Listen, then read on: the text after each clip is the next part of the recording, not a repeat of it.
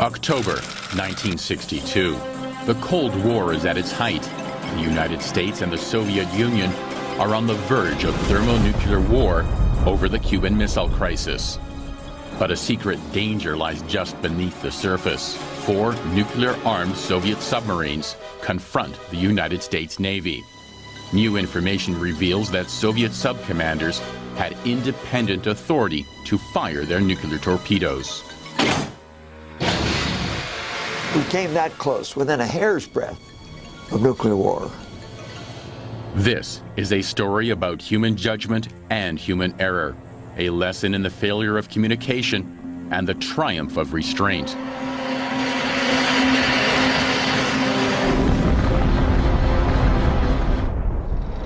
In 1961, the Soviet Union and the United States raced for nuclear supremacy in the air, on the ground, and under the sea. In October of that year, submarine commander Nikolai Shumkov is chosen to test the Soviet Navy's latest weapon. It's a nuclear-tipped torpedo designed not just to sink a single ship, but to take out an entire fleet. He takes his Foxtrot submarine to an area known as Black Harbor, on the remote island of Novaya Zemlya in the far Russian north.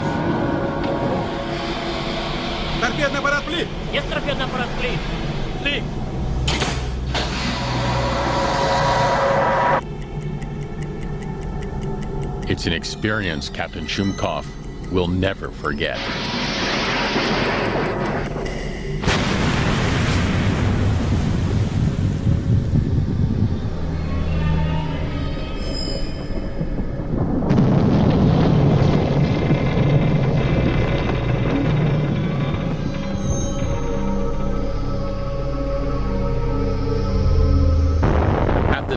The Soviets are lagging far behind in the arms race.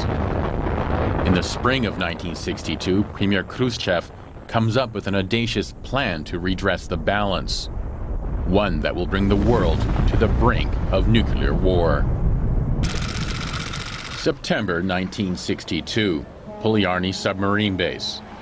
Captain Shumkov and 3 other submarine commanders receive an extraordinary assignment. It's shrouded in secrecy and given the codename Kama.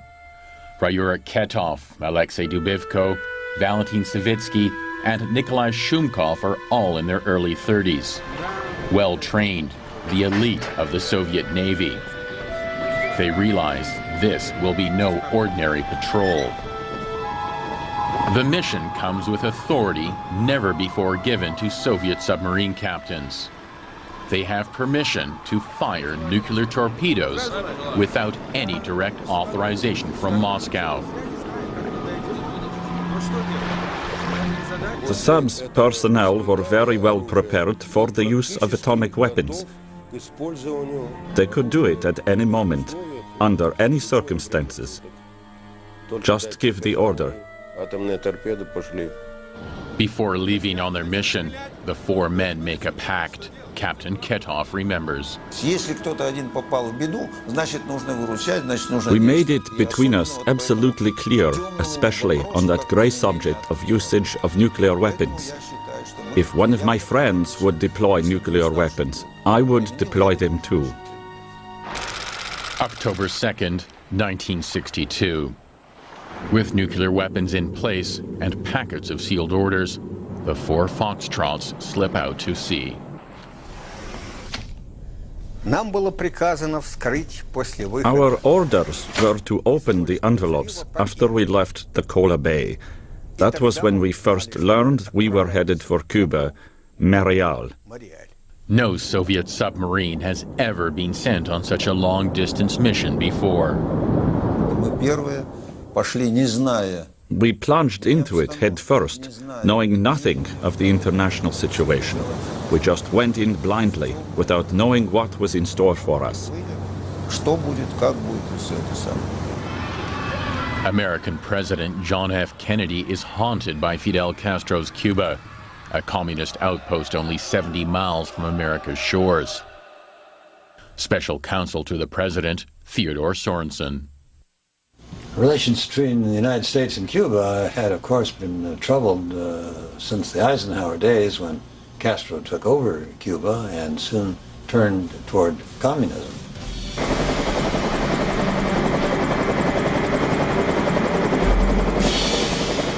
In the spring and summer of 1962, President Kennedy orders military training exercises, including anti-submarine warfare.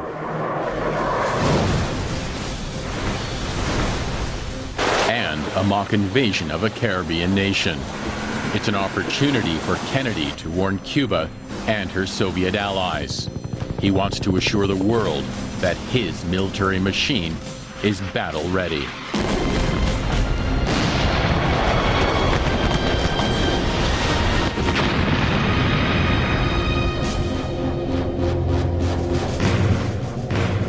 Cuban leader Fidel Castro has befriended the Soviets. It's a friendship Premier Khrushchev can use. He's desperate to restore the nuclear balance, and with it, his own political prestige. Codenamed Operation Anadir, Khrushchev turns the island of Cuba into an armed stronghold. At the heart of a massive defensive buildup are 36 medium-range SS-4 ballistic missiles and 2 longer-range SS-5s. The power of their warheads ranges from 200 to 800 kilotons, 10 to 35 times the explosive force of the Hiroshima bomb. The Soviet submarines are the final element of the force to leave for Cuba. They are given only 3 weeks to get there and are under strict orders to do so in complete secrecy, to preserve Khrushchev's plan. The crossing had to be covert. Just as any submariner, we were aware of the enormous responsibility implied by that word. The responsibility for not letting ourselves be detected. The Foxtrots are diesel-electric submarines. The air-gulping diesel engines propel them on the surface at a steady speed of 18 knots, or 21 miles per hour. When they need to hide, they submerge using battery power. But their speed is reduced to 16 knots, or 18 miles per hour. At that time, in October, there was already daytime and nighttime in the Arctic region, so we took advantage of the nighttime to emerge and make some headway on the surface. At CIA headquarters in Langley, Virginia, Director John McCone is worried. Something is going on in Cuba. He's been requesting U-2 spy plane flights over the island, but bad weather has been hampering missions. Cloud cover is hiding activities below. So far, Khrushchev's secret is holding. October 13th, 1962. The stretch of ocean between Newfoundland and the Azores is the U.S. Navy's main anti-submarine barrier. It is patrolled by American planes and ships. Their sole purpose is to detect any and all Soviet submarine activity. By the time we reached the main ASW barrier, that is, the Newfoundland Azores line, we were quite positive we were under surveillance. But in fact, the 4 Soviet Foxtrots slipped through just in time. Sensing trouble over Cuba, the United States Navy increases its sub-hunting activities in the Atlantic. The U.S. Navy isn't the only concern. The submarines run into a fierce mid-Atlantic storm.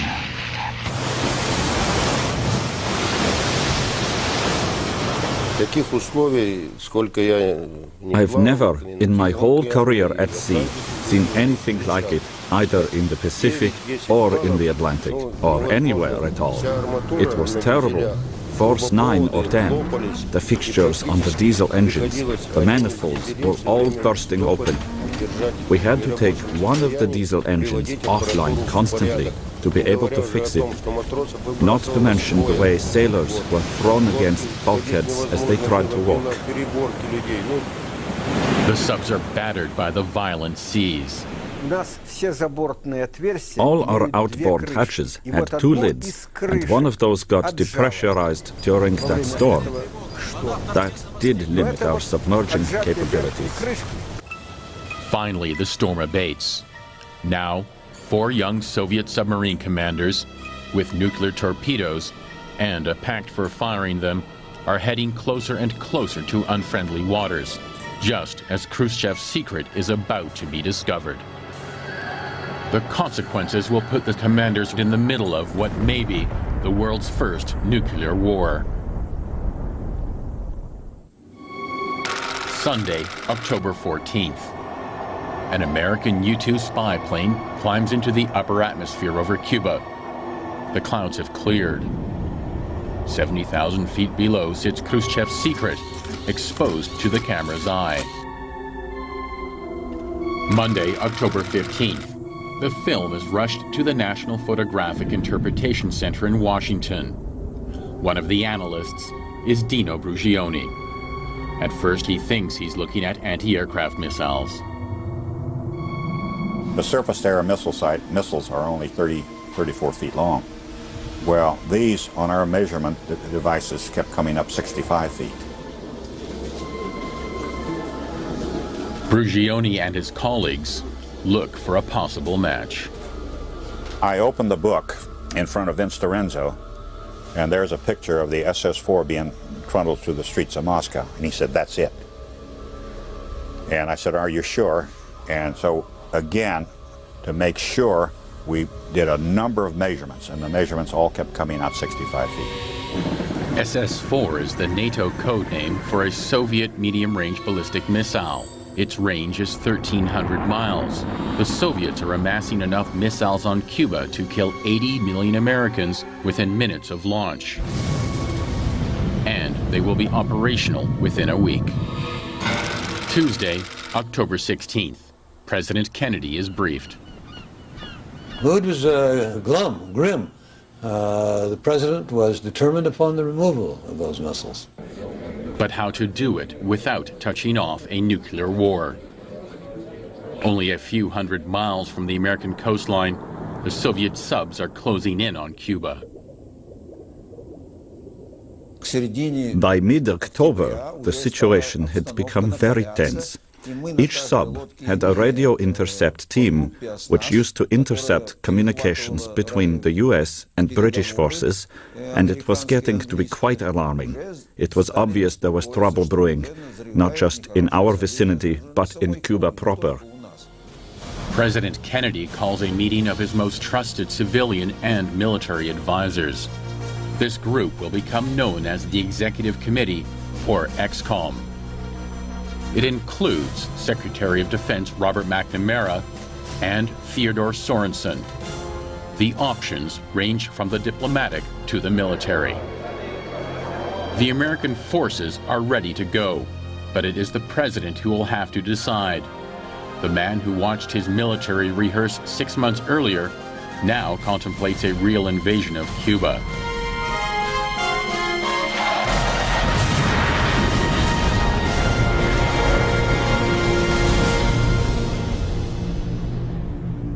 The attack that the advisors were recommending was a huge attack. The first day's airstrike, 1,080 sorties, more than any day in the Kosovo War. At the 11th hour, a new alternative emerges. McNamara advocates a naval quarantine of Cuba. The Navy will stop Soviet shipments to the island until the missiles are removed. Kennedy agrees. But neither the president, McNamara, nor EXCOM know of Premier Khrushchev's underwater threat, the 4 nuclear-armed submarines. The U.S. Navy is preparing to enforce a quarantine line around Cuba, an arc that extends 500 miles into the Atlantic. Much of the fleet is already at sea.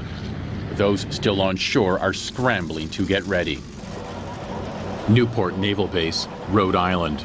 Rudy Rump is a radar man on the USS Blandy, a destroyer that's part of a carrier group designed to hunt submarines. A number of guys try to make phone calls from the base communications center. while those of us who were not lucky enough were restocking the ship. And approximately 9 o'clock that night, or 2100, we got underway. The USS Blandy is heading for 26 degrees north, 68 degrees west, the rendezvous point for the Essex carrier group. The USS Essex slips out of the naval base at Guantanamo Bay. Aboard her are squadrons of specialized aircraft designed for hunting down and killing submarines. Norfolk Naval Base, Virginia. For USS Cecil Captain Charles Rozier, the crisis also means a sudden return to active duty. Reported to the base, and the Commodore says, we want to send you out on a little mission here, so you better have your wife get you some clothes to the ship. I said, how long is it going to be? I don't know. Where are we going? I can't tell you. The Soviet Foxtrot submarines have reached the Gulf Stream. The warm ocean currents are turning their cold water subs into steel ovens. People were fainting at their battle stations, up to 14 cases a day, because the temperature in the sub was 150 degrees Fahrenheit, except for the end compartments, which were slightly cooler, no more than 100 to 115 Fahrenheit, where the men went for a breather. In the high temperatures, the sub's diesel engines are starting to overheat, filling the interior with thick, acrid gases. They must fully surface to ventilate, but this is becoming more and more dangerous. Washington, October 22nd. At the morning briefing, Chief of Naval Operations Admiral George Anderson tells the XCOM it will take at least 10 to 14 days before Soviet submarines can be moved into the quarantine area. So far, the 4 Foxtrots remain undetected, but that's about to change. Later that very afternoon, CIA Director John McCone reports to the XCOM that a fleet of 4 Soviet submarines are in position to reach Cuba within days, not weeks. The Foxtrots have been found. So far, only a few know of the crisis brewing in the seas around Cuba. Along with most of the world, Captain Rozier is about to discover the gravity of his mission. Monday, October 22nd, 7 p.m. U.S. forces worldwide go to DEFCON 3. DEFCON 1 is war. At the same time, President Kennedy addresses the nation and the world. Good evening, my fellow citizens.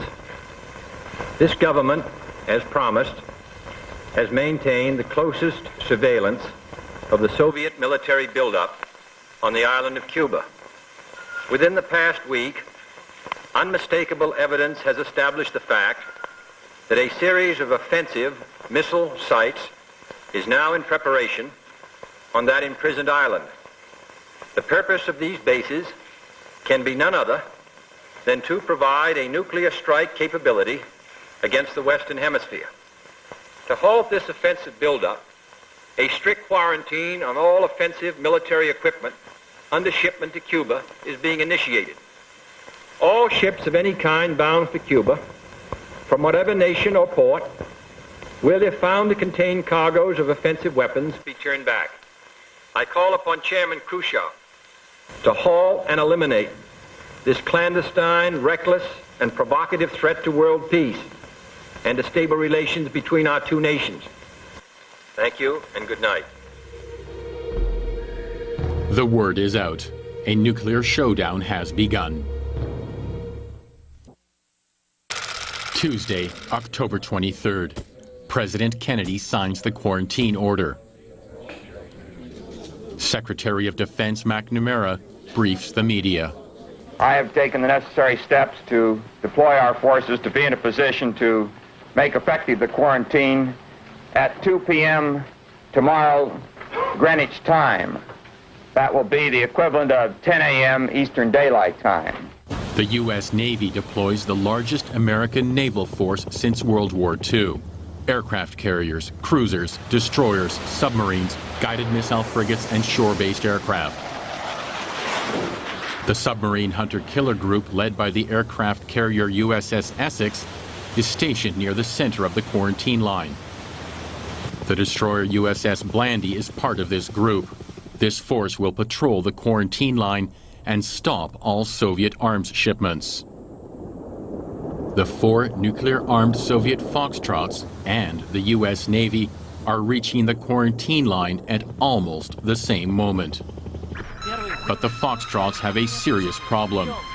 While they can receive messages, they themselves cannot raise Moscow by radio. Moscow was totally jammed. In answer, there was nothing, emptiness. It's like Moscow doesn't exist. We knew things were coming to a head, that trouble was brewing. On the evening of October 23rd, Kennedy is told Soviet submarines are moving into the Caribbean. He orders the Navy to give the highest priority to tracking the subs and to put into effect the greatest possible safety measures to protect American aircraft carriers and other vessels. The word goes out. October 24th, the Essex carrier group, including the destroyer USS Blandy, arrive on station. They are now actively on the hunt for Soviet submarines. Moscow radios the 4 Foxtrot commanders, carry on to Cuba, break through by any means, and fire if threatened.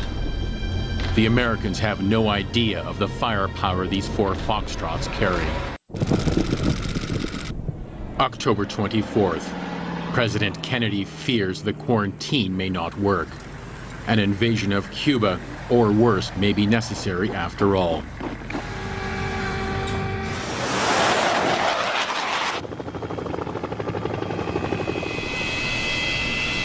"10 a.m. Eastern Standard Time. The quarantine is now in effect. There are at least 30 Soviet merchant ships steaming towards Cuba. 4 of them carry more nuclear missiles. McNamara advises the president that 2 Soviet freighters, the Kimosk and the Gagarin, are within 2 hours of the quarantine line. They will be intercepted by the U.S. Navy. Then, more troubling news. There is a submarine very close, we believe, to each of them, and therefore it should be 20 to 30 miles from these ships at the time of intercept, and hence it's a very dangerous situation. The Navy recognizes this, is fully prepared to meet it.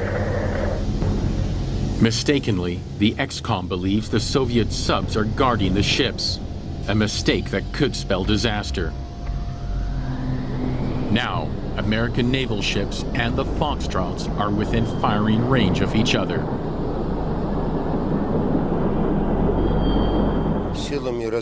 My surveillance team. I had my own surveillance team. Detected the aircraft carrier Essex straight ahead with its aircraft carrier group. I was the first to come face to face with them.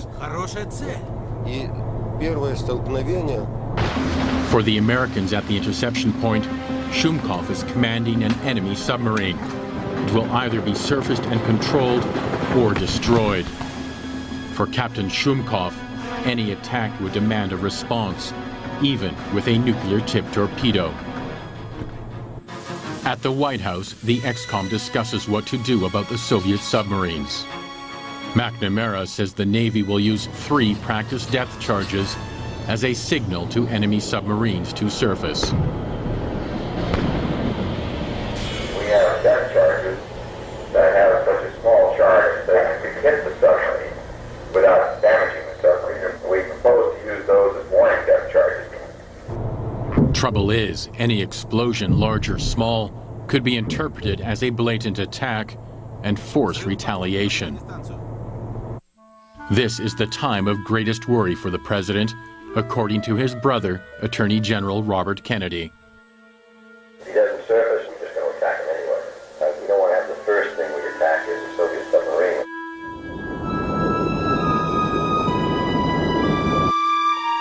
Now, Kennedy and XCOM can only wait. Kennedy's naval aide, Tazewell Shepard, remembers the tension. The one thing the president did not want was for shooting to begin, whether it was in a boarding or an attack on a submarine or vice versa. But he was prepared to take the next step if it had to be taken. And so it was kind of on a teeter-totter. We were on edge. 10:25 a.m. Reports indicate that Soviet ships have stopped dead in the water. Khrushchev reasons that his missiles are already on the island. He doesn't need to run the quarantine line with any more ships. Below the calm Caribbean waters, Captain Shumkov detects American sonar working in the area. He orders a crash dive. This time, Captain Shumkov manages to slip away. Robert McNamara knows what might have happened.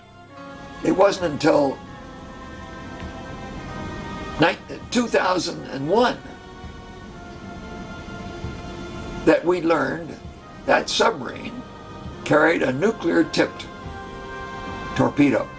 If that had been used against the Kennedy, nuclear war would have started then. Despite positive signs, peril still lurks below. 4 nuclear-armed Soviet Foxtrots are being hunted down by the U.S. Navy. Thursday, October 25th. By now, a dozen Soviet merchant vessels have turned back, but others are still heading for the quarantine line. The U.S. Navy also knows the 4 Soviet submarines are in the area. The Navy is using everything at its disposal to find the Soviet subs, including an underwater listening system known as SOSUS. On October 26, a SOSUS contact leads an ASW aircraft to Captain Dubivko's submarine.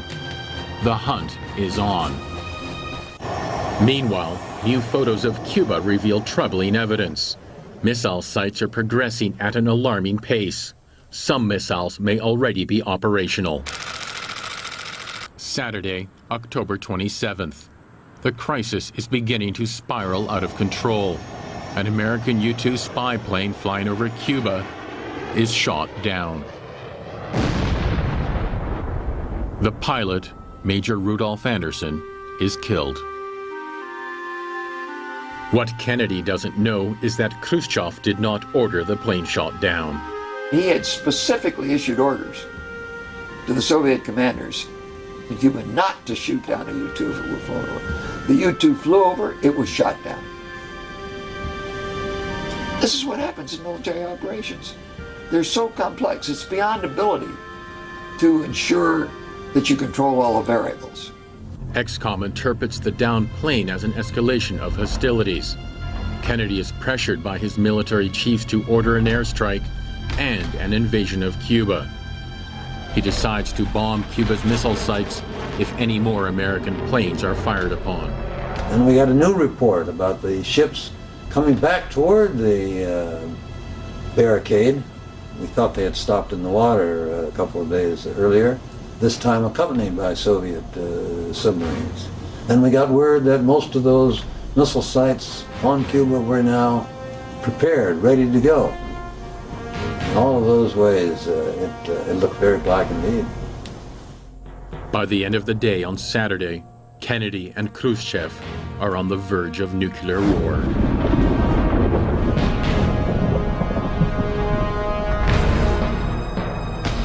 Fyodor Berlatsky was an advisor to Nikita Khrushchev. This man asked me, did you send your family outside of Moscow?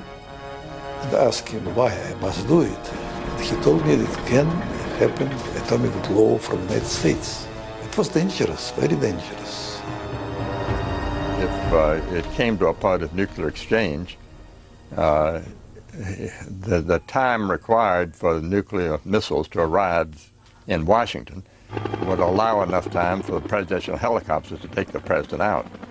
But our families would probably be left behind. I would not be able to take my wife and son on the helicopter with the president. So it was a grim time. Sunday, October 28th, 6 a.m.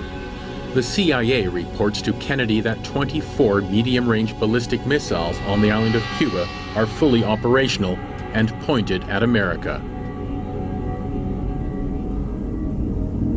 3 hours later, at 9 a.m., a dramatic announcement on Radio Moscow.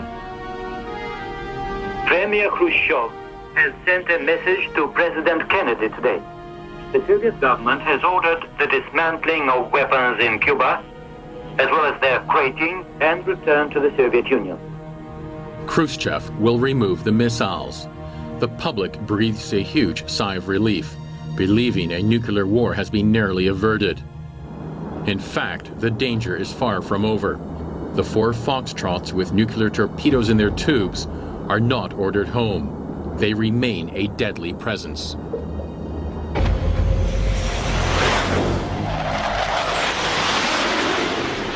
Captains Dubivko, Shumkov, and Savitsky are all being hunted down by the United States Navy.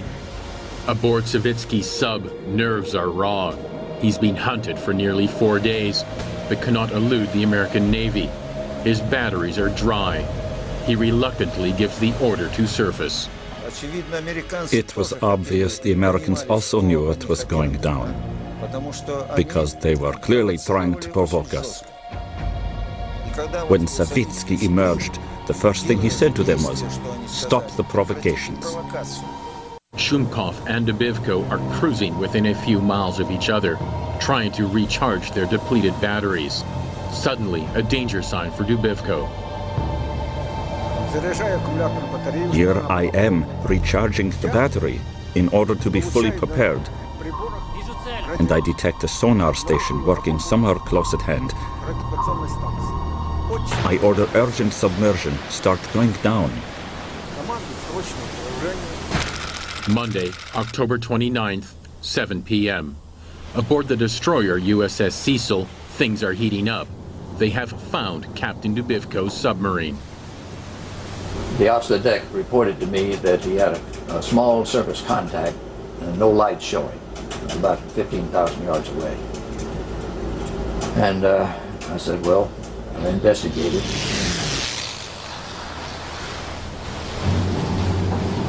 As a result of that investigation, that contact suddenly disappeared. So we knew then that it was a submarine. Captain Dubivko believes his comrade, Captain Shumkov, is in the area. I figured the destroyer was going for Shumkov because he had been placed right next to me by General Headquarters. So, as I knew Shumkov's battery was in poor condition, I decided, instead of evasive maneuvers, to take the destroyer off his back while it was still alone. I figured I could always lose it afterwards.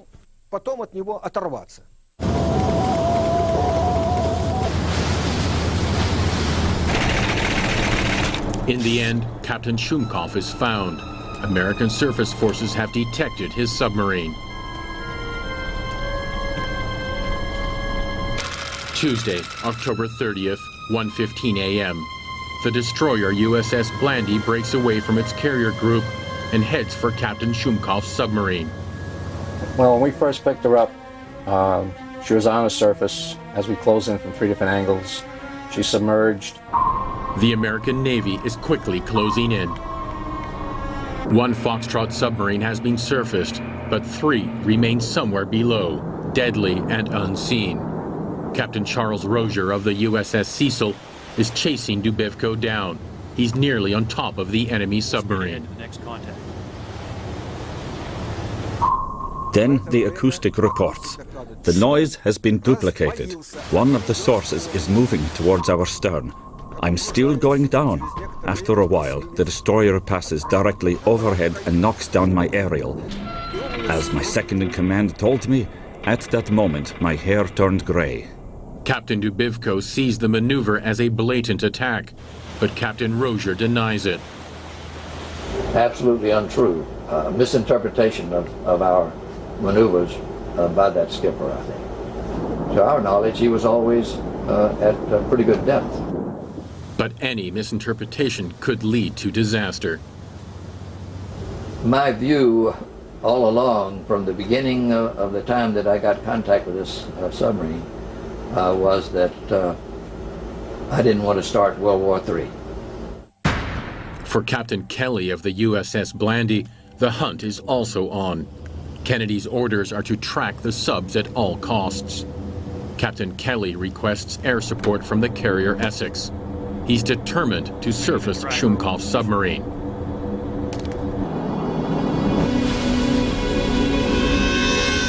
The American Navy is right on top of Shumkov. Captain Kelly wants to surface the submarine. We proceeded to, I wouldn't say harass her, but let her know that we were there. We threw a PDC, or practice depth charges over, which are basically a noisemaker, to let him know that we knew he was there.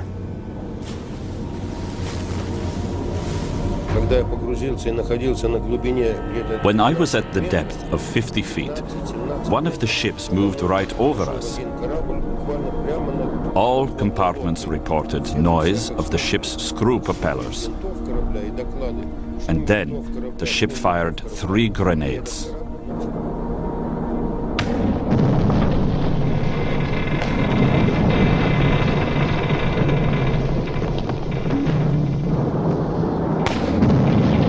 Three practice depth charges are intended as an international signal to surface, but they might also be seen as an attack, an invitation to return fire, even with nuclear-armed torpedoes. How could I emerge with the ships right on top of me? One was passing directly overhead, others were on all sides of me. There were 4 all told. I went down to about 500 feet. Instead of surfacing, Captain Shumkov fires a decoy, a noisemaker to throw off the destroyer's sonar. Again, any action can be perceived as a provocation. You could hear from sonar calling to the bridge to advise the captain that they had a, I believe they said, torpedo in the water, or high-speed propellers closing. At that point, the captain went over to one of the officers who was in direct communication with sonar, grabbed the phone from him, asked sonar, repeat what you just said. And right after that, the captain tried to get in touch with Sinkland Fleet to get authorizations to fire back if need be. If it's a conventionally armed torpedo, the Blandy might be sunk. If it's nuclear tipped, World War III would begin within minutes. Luckily, the submarine's action is determined to be an evasive maneuver, but the orders stand. Surface the Soviet submarine. October 30th, 1962, 8 a.m. The destroyer USS Blandy has trailed Shumkov's sub throughout the night.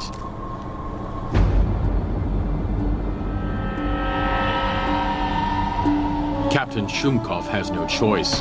His batteries are out. His oxygen supply is getting low. He must surface in the midst of the U.S. Navy.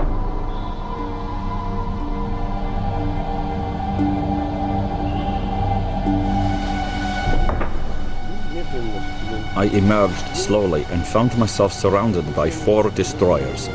One was about 150 feet from me, another directly ahead, a third one to one side. In a word, they were all around me. Most American crewmen have never seen a Soviet sub and clamber up on deck for a look.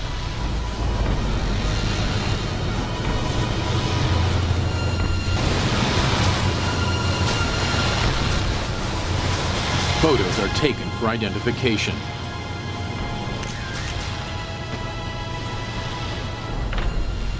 But this is no photo op.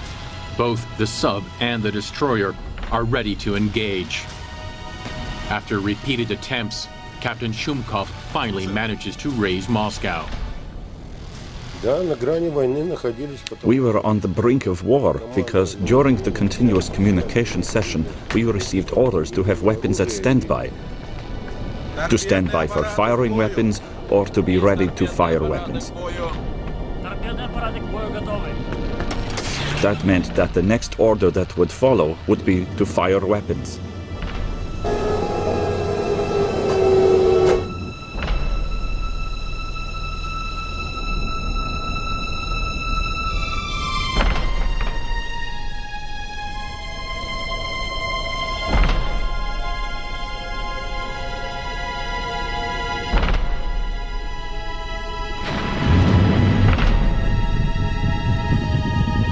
The order never comes. Captain Shumkov's submarine, with 2 of her 3 engines disabled, is escorted out to sea.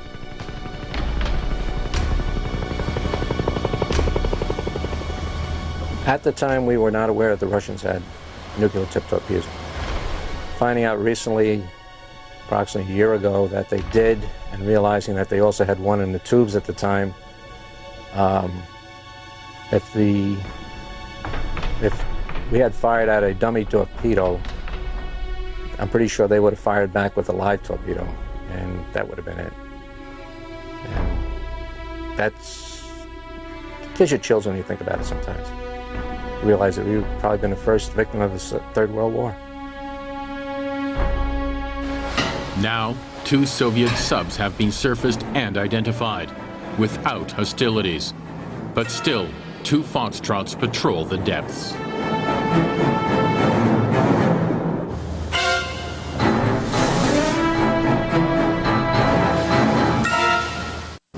Wednesday, October 31st. Captain Dubivko desperately tries to outmaneuver the American destroyer USS Cecil and her captain Charles Rozier. But Dubivko's batteries won't last, and his men are near exhaustion. He tried to escape by getting in our wake, which is where we have the least capability of detecting with our sonar gear. That submarine is capable of 15 knots submerged, and he did go up to high speed and try to escape, but we were able to follow his wake and keep track.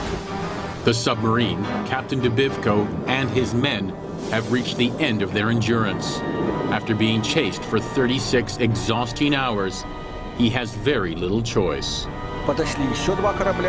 Then 2 more ships came, and they all surrounded me on all sides, tight. I tried breaking out, but couldn't do much, considering I couldn't go deeper than 230 feet. From the start of their mission, the greatest priority was to remain undetected. It's the submariners' code of honor. I still had to emerge in order to recharge the storage battery, which is just what I did.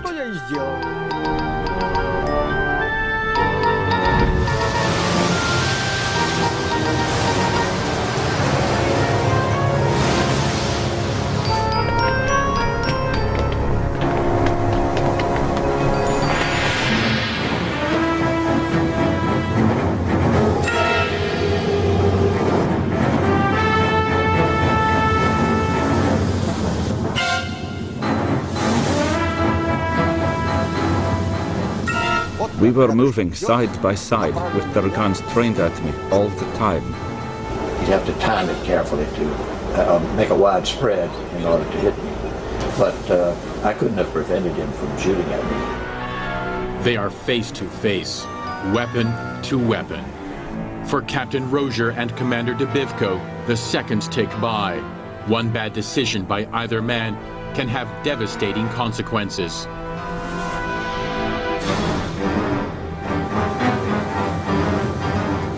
He immediately began putting up a little hoist of his colors, his Soviet Union Jack.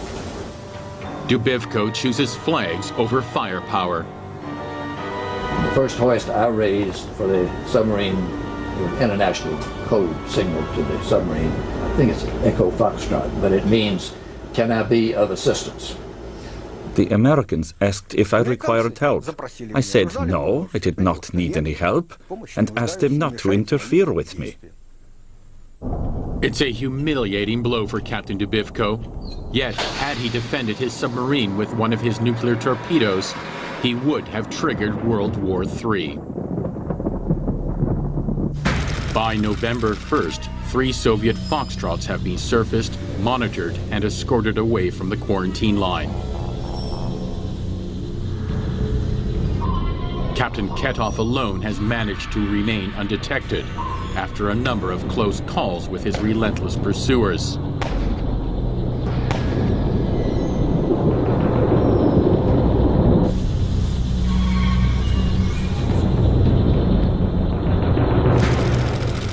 November 7th, Soviet Premier Khrushchev agrees to allow American inspections of outgoing Soviet ships. The missiles are going home. As a result of the Cuban Missile Crisis, the hotline between Washington and Moscow is established to avoid bringing humanity to the edge of nuclear extinction. Nearly 4 decades later, the lessons learned are still remembered. In conventional war, we make mistakes. We understand it. We kill people, thousands, 10,000, but we don't destroy nations. If we make mistakes in nuclear war, one mistake will destroy nations. That was what we learned. USS Cecil Captain Charles Rozier is awarded the Secretary of the Navy's Commendation Medal. For Captains Savitsky, Ketov, Dubivko, and Shumkov, Operation Kama won't end until their return to base in December. The most difficult mission of their naval careers is over. For them, there are no medals or awards, just a dressing down from the Soviet High Command. But today, the 4 submarine captains are considered heroes in the Cold War with America. Russian and American, officers and crew, the men who met face to face at the brink of Armageddon, are the true heroes. Their courage lies in bravely and wisely backing off, and by doing so, averting nuclear war. Assignment. It's shrouded in secrecy and given the codename Kama. Ryura Ketov, Alexei Dubivko, Valentin Savitsky, and Nikolai Shumkov are all in their early 30s. Well-trained, the elite of the Soviet Navy. They realize this will be no ordinary patrol. The mission comes with authority never before given to Soviet submarine captains. They have permission to fire nuclear torpedoes without any direct authorization from Moscow. The sub's personnel were very well prepared for the use of atomic weapons. They could do it at any moment, under any circumstances. Just give the order. Before leaving on their mission, the 4 men make a pact. Captain Ketov remembers. We made it between us absolutely clear, especially on that grey subject of usage of nuclear weapons. If one of my friends would deploy nuclear weapons, I would deploy them too. October 1962. The Cold War is at its height. The United States and the Soviet Union are on the verge of thermonuclear war over the Cuban Missile Crisis. But a secret danger lies just beneath the surface. 4 nuclear-armed Soviet submarines confront the United States Navy. New information reveals that Soviet sub-commanders had independent authority to fire their nuclear torpedoes. We came that close, within a hair's breadth of nuclear war.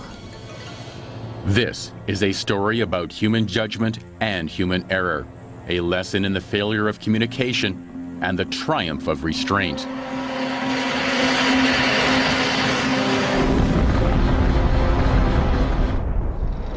In 1961, the Soviet Union and the United States raced for nuclear supremacy in the air, on the ground, and under the sea.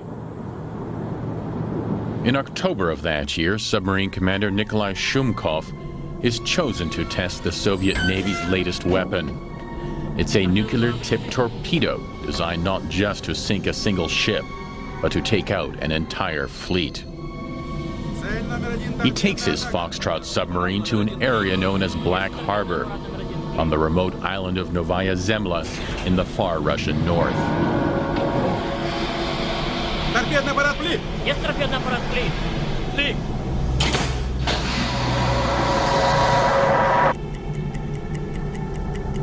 It's an experience Captain Shumkov will never forget.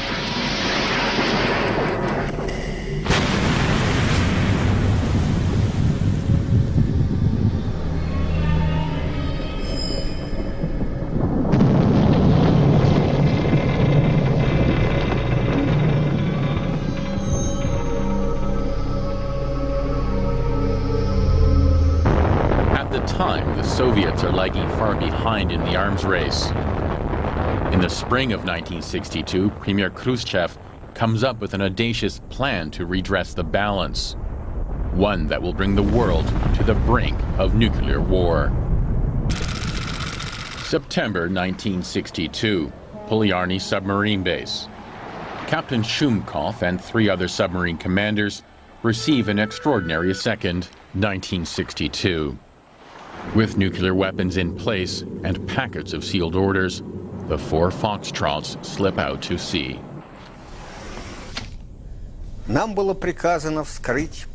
Our orders were to open the envelopes after we left the Kola Bay.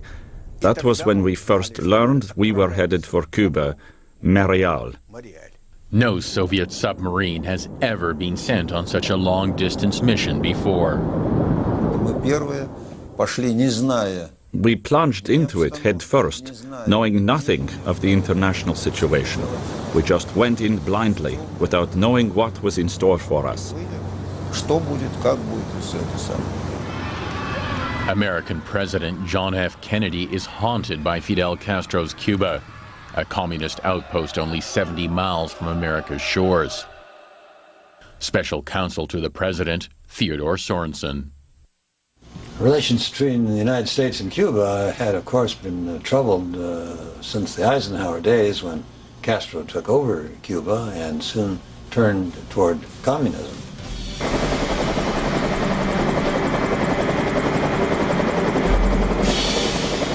In the spring and summer of 1962, President Kennedy orders military training exercises, including anti-submarine warfare.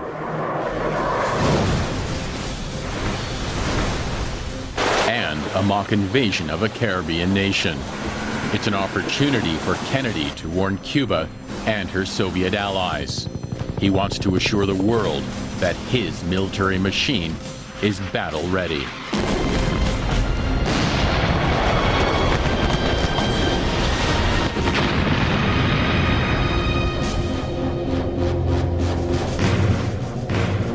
Cuban leader Fidel Castro has befriended the Soviets. It's a friendship Premier Khrushchev can use. He's desperate to restore the nuclear balance, and with it, his own political prestige.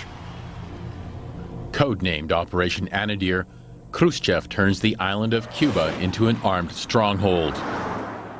At the heart of a massive defensive buildup are 36 medium-range SS-4 ballistic missiles and 2 longer-range SS-5s. The power of their warheads